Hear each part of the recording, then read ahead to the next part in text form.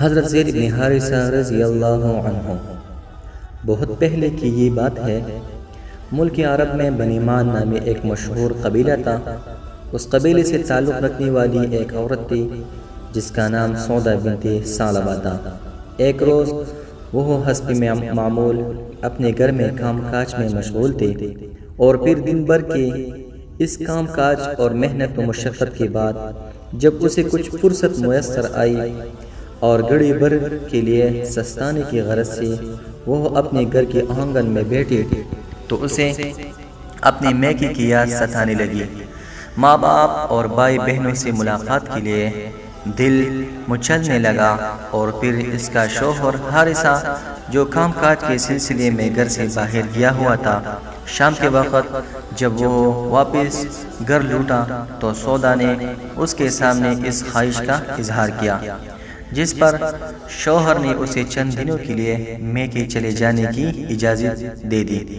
تب ایک روز سودا اپنے محلے کی دیگر چند مسافر عورتوں کے ہمراہ اس علاقے کی جانب روانہ ہوئے جہاں اس کا میکہ آباد تھا۔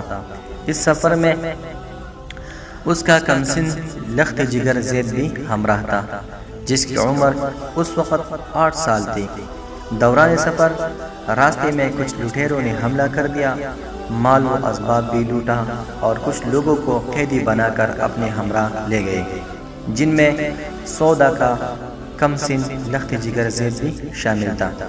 سودا بیچاری ممتا کی ماری اس ناگہانی آفت پر بس روتی اور سر پیٹتی رہ گئی۔ پہلے آنسو بہاتے ہوئے اپنے میکے پہنچی، انہیں بھی خوب رلایا اور پھر اپنے گھر چلی آئی۔ حارثہ نے جب اپنی بیوی کو تنہا آتی دیکھا تو وہ پریشان ہو گیا۔ سودا نے اسے تمام ماجرا کہہ سنایا۔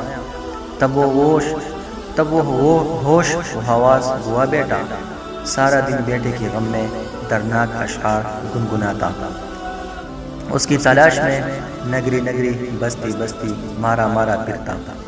اس دور کے دستور کے مطابق اس بچے کو غلام بنا لیا گیا، اور پھر کچھ ہی عرصے بعد جب اوکاس کا مشہور سالانہ میلہ لگا تو ان لٹیروں نے اس کمسن نوجوان کو وہاں اس میلے میں فروخت کی غرض سے پیش کیا۔ اس وقت اس میلے میں قریش مکہ کے نامور اور خوشحال تاجروں میں سے چند افراد خریداری کی غرض سے وہاں موجود تھے۔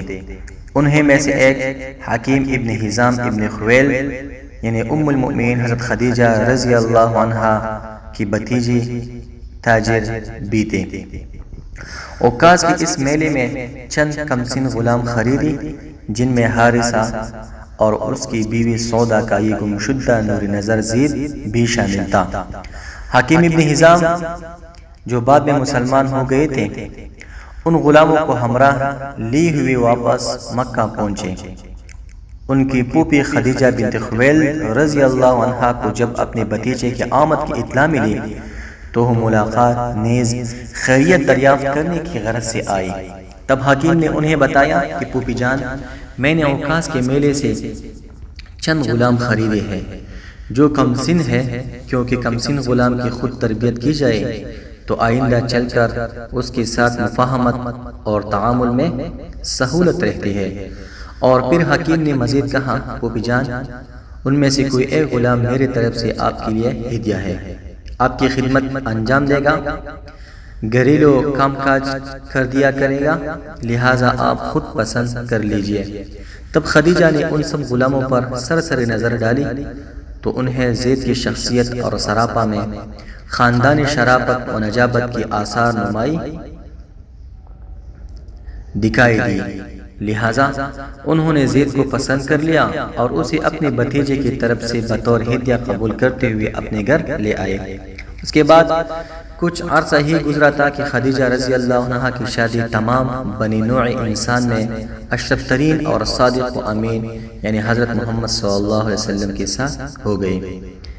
اس شادی کے بعد خدیجہ نے اپنے شوہر نامدار کی دلجوئی کی غرض سے کچھ ہدایہ و تحائف انہیں پیش کی، جن میں یہ کمسن غلام زید بھی شامل تھا۔ یوں اب زید کے شب و روز محمد بن عبداللہ صلی اللہ علیہ وسلم کے صحبت و معیت میں گزرنے لگے، کہ جنہیں اس وقت قبیلہ قریش میں اور تمام شہر مکہ میں انتہائی عزت و احترام کی نگاہ سے دیکھا جاتا تھا، بلکہ قریب جنہیں اللہ کی طرف سے نبوت و رسالت سے سرفراز کیا جانے والا تھا، اور صرف قریش ہی کیا تمام بنی آدم بلکہ تمام مخلوق میں سب سے افضل و بہتر قرار دیا جانا اللہ کو مقصود تھا۔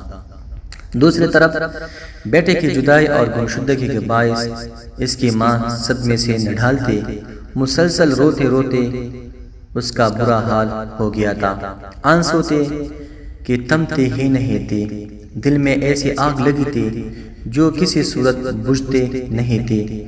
جو بات اسے مزید اداس اور پریشان کی رکھتی تھی وہ یہ کہ کاش کسی طرح اس کا کم از کم اتنا ہی معلوم ہو جائے کہ اس کا نور نظر اور لخت جگر زندہ ہے یا مر چکا ہے۔ اگر زندہ ہے تو اس سے دوبارہ ملنے کی امید باندھ لے، اور اگر مر چکا ہے تو بس رو دو کر خاموش ہو جائے۔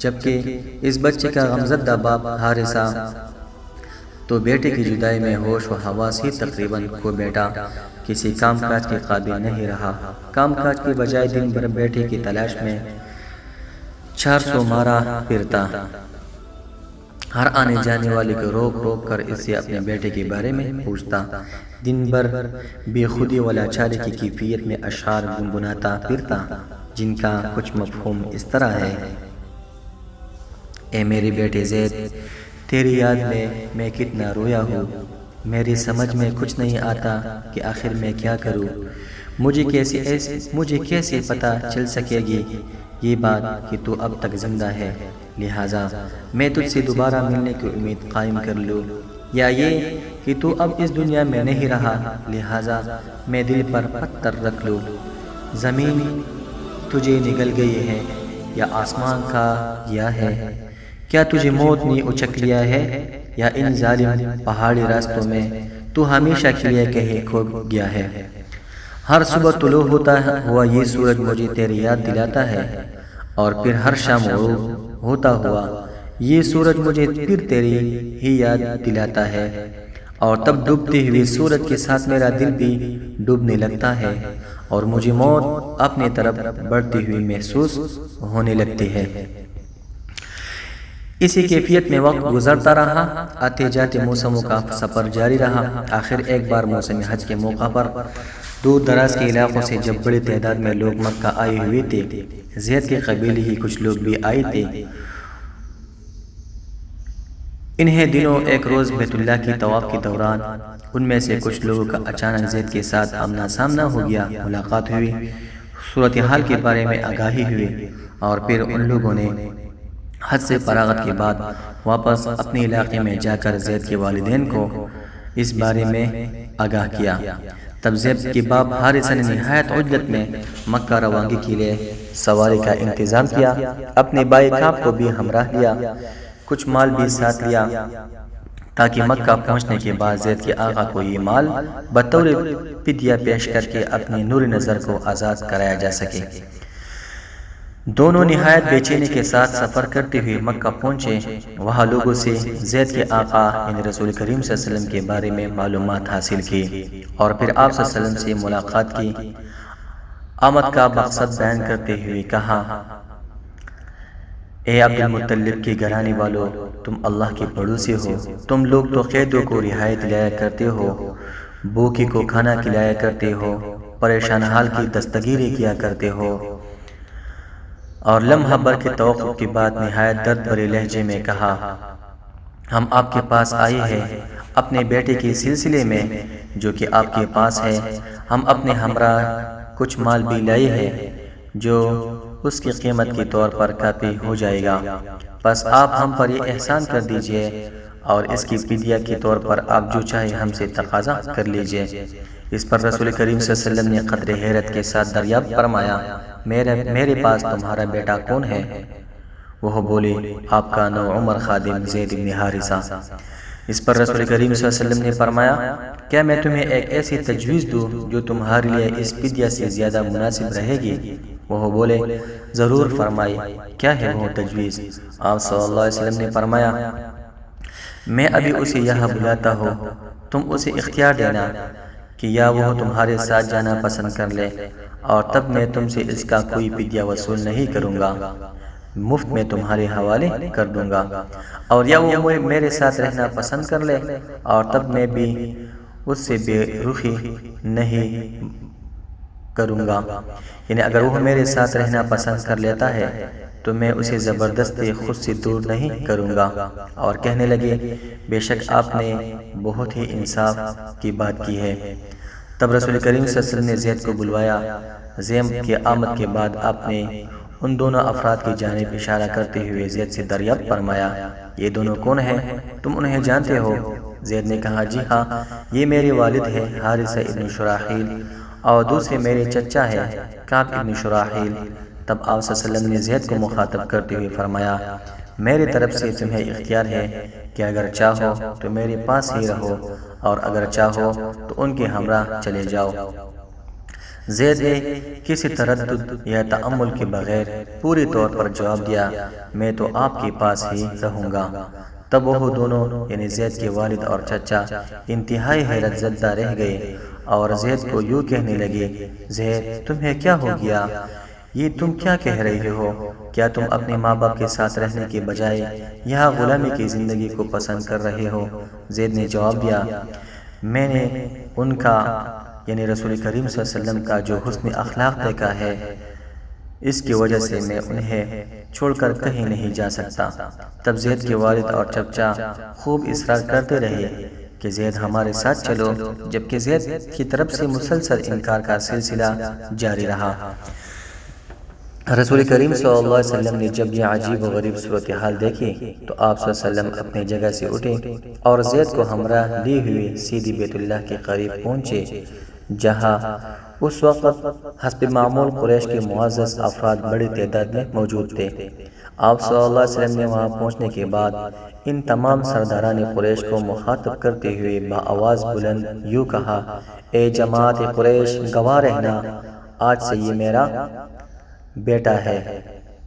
زید کے باپ اور چچا نے جب یہ منظر دیکھا تو یہ سوچ کر کافی مطمئن ہوئے کہ ہمارا بیٹا زید یہاں مکہ میں معزز ترین خاندان بنو ہاشم میں پرورش پائے گا۔ مزید یہ کہ جب وہ خود یہاں خوش ہے تو پھر ہمیں اور کیا چاہیے۔ اور یوں وہ دونوں مسرور و مطمئن اور ہنسی خوشی مکہ واپس اپنے علاقے کی جانب روانہ ہو گئے۔ اور پھر اپنے علاقے میں پہنچنے کے بعد زید کی ماں کو بھی یہ کہہ کر خوب مطمئن کر دیا کہ ہمارا بیٹا وہاں مکہ میں بہت خوش ہے۔ وہاں ایک بہت ہی معزز ترین اور انتہائی شریف النفس انسان نے اسے اپنا منہ بولا بیٹا بنا لیا ہے۔ مزید یہ کہ اب وہ گمشدہ تو نہیں ہے بلکہ ہمیں اس کا ٹھکانہ معلوم ہے، لہٰذا جب ہمارا جی چاہے گا ہم وہاں جا کر اس سے مل لیا کریں گے۔ ادھر مکہ شہر میں بیت اللہ کے قریب تمام سرداران قریش کی موجودگی میں رسول کریم صلی اللہ علیہ وسلم نے جب اپنے اس نوعمر غلام یعنی زید کو اپنا منہ بولا بیٹا بنانے کا اعلان کیا تھا، تبھی سے تمام شہر مکہ میں لوگ اسے زید بن محمد کے نام سے پکارنے لگے تھے۔ اسی کیفیت میں وہ گزرتا رہا حتیٰ کہ اللہ تبارک و تعالیٰ کی طرف سے اپنے حبیب صلی اللہ علیہ وسلم کو تمام دنیائے انسانیت کے رہبری و رہنمائی کی غرض سے مبعوث فرمایا گیا۔